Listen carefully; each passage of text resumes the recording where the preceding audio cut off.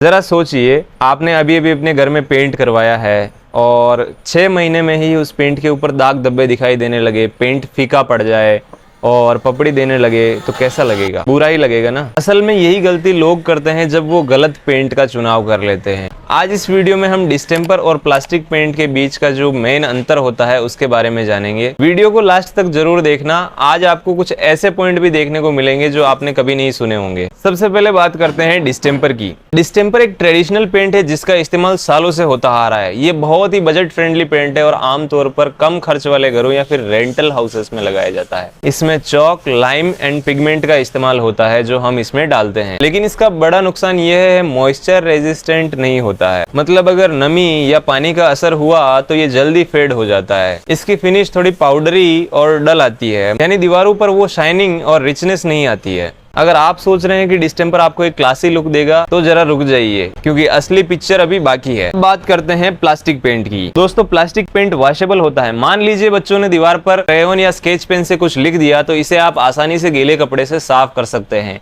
ये ज्यादा ड्यूरेबल और लॉन्ग लास्टिंग होता है। इसमें अलग अलग फिनिशिंग मिलती है, जैसे मैट, सैटिन, सिल्क और ग्लॉसी फिनिश।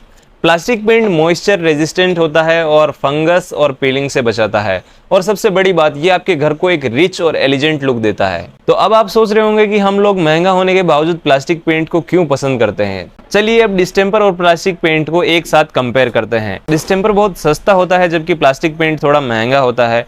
ड्यूरेबिलिटी, डिस्टेम्पर सिर्फ 1-2 साल तक चलता है, प्लास्टिक पेंट 5 से 7 साल तक भी टिक जाता है।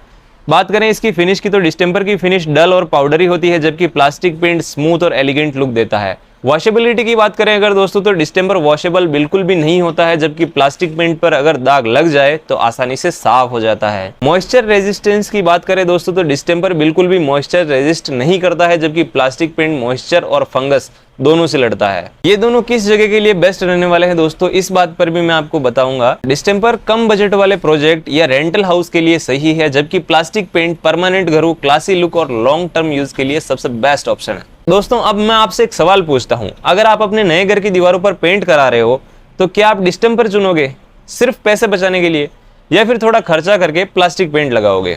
अपना जवाब कमेंट में जरूर बताओ। दोस्तों, इसको कोई रियल लाइफ एग्जांपल से समझते हैं। देखिए, कोई घर अगर रेंटल पर्पस के लिए है तो डिस्टेम्पर भी ठीक ठाक ऑप्शन हो सकता है क्योंकि कॉस्ट कम आती है। लेकिन अगर आप अपने ड्रीम होम की बात कर रहे हैं जहां पर आप सालों तक रहना चाहते हैं तो प्लास्टिक पेंट ही बेस्ट चॉइस है। मैं आपको एक एग्जांपल देता हूं। मेरे पास एक ग्राहक आया था, उसने पहले डिस्टेम्पर करवाया था। सिर्फ 1.5 साल में पेंट उड़ने लगा और घर डल दिखने लगा।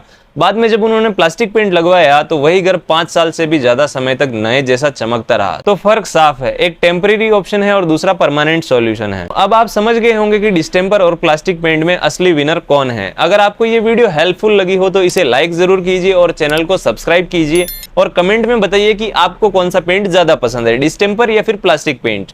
मैं आपके लिए ऐसे ही पेंट और घर से जुड़े हेल्पफुल वीडियो लाता रहूंगा। मिलते हैं अगले वीडियो में, तब तक के लिए हैप्पी पेंटिंग। धन्यवाद।